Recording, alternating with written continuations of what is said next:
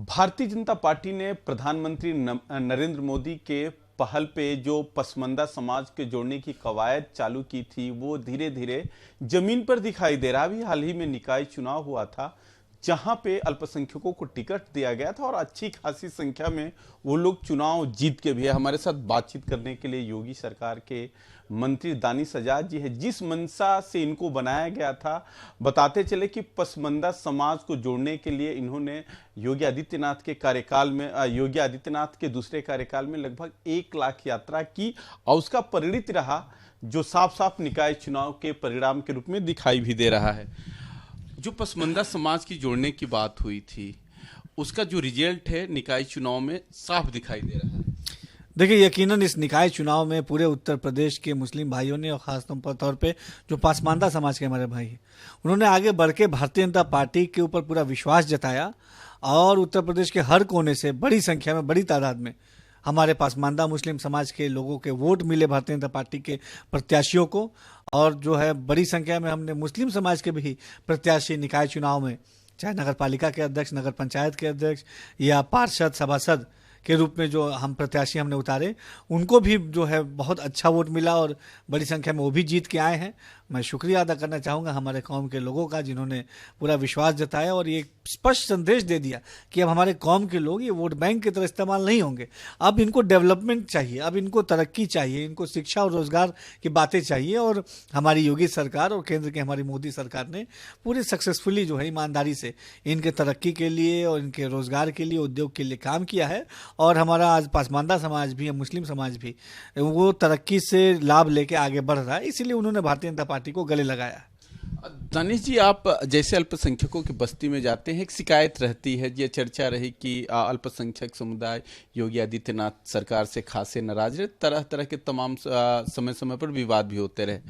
किस टाइप की शिकायत रही सरकार से और आपने क्या पहल किया? नहीं, देखिए, सरकार से तो कोई, हमारे मुख्यमंत्री जी योगी आदित्यनाथ जी से कोई शिकायत नहीं है मुसलमानों को, ना ही मोदी जी से कोई शिकायत है।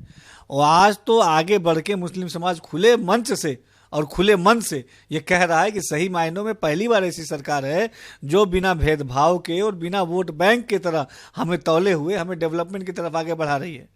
और एक शिकायत ये रहती थी कि हमें टिकट नहीं मिलता है मुस्लिम समाज के लोगों को, उस शिकायत को दूर करने का काम हमारे शीर्ष नेतृत्व ने किया और बड़ी तादाद में आप सबने देखा कि हमारे मुस्लिम समाज के कैंडिडेट्स को टिकट भी मिले, वो जीत के भी आए।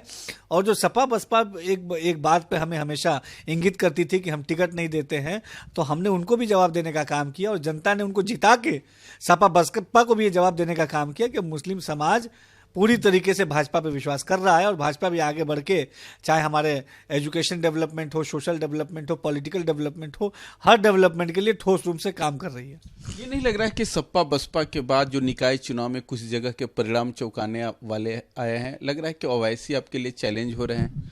देखिए, आज जो है सपा बसपा को जिस तरीके से आम लोगों ने नकारा है और खासतौर पर हमारे मुस्लिम कौम के लोगों ने, आप देखिए कई जगह तो ऐसा हुआ, एक एग्जांपल मैं दे रहा हूं कि अगर हम कहीं ऐसे अल्पसंख्यक बहुल क्षेत्र में, अगर मेरठ की बात कर लेते हैं, देखिए मैं हर जगह पूरे उत्तर प्रदेश की बात कर रहा हूं कि कई जगह ऐसा हुआ कि समाजवादी पार्टी तीसरे चौथे नंबर पे चली गई, भारतीय जनता पार्टी ने जीत हासिल की ऐसे मुस्लिम भाई बाहुल्य क्षेत्रों से।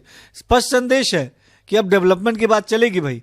और हमारी योगी सरकार ने ईमानदारी से, आप देखिए अल्पसंख्यक बहुल क्षेत्रों में चाहे रोजगार मेले लगाने की बात हो, अल्पसंख्यक बहुल क्षेत्रों के इंफ्रा डेवलपमेंट की बात हो, मदरसा एजुकेशन सिस्टम के बेहतरी की बात हो, हर कसौटी में हमारी योगी सरकार ने काम किया है। और उस काम का नतीजा है कि आज वोट के रूप में भी हमारा मुस्लिम समाज हमारे साथ खड़ा है। 2024 के लोकसभा चुनाव का रोड मैप क्या होगा, खासकर अल्पसंख्यक समुदाय के लिए? रोड मैप बहुत क्लियर है। हमारी भारतीय जनता पार्टी, हमारी डबल इंजन की मोदी सरकार, योगी सरकार जनता के डेवलपमेंट के लिए, समाज के अंतिम पायदान पर खड़े व्यक्ति के डेवलपमेंट के लिए काम करती है। रोड मैप स्पष्ट है कि उत्तर प्रदेश के आवाम को जो उसकी ज़रूरत है वो चीज़ मुहैया होनी चाहिए। हमने लॉ एंड ऑर्डर में अच्छे तरीके से काम किया, हमने इंडस्ट्री डेवलपमेंट के लिए अच्छे से काम किया, उद्योग के लिए अच्छे से काम किया, रोजगार के लिए अच्छे से काम किया।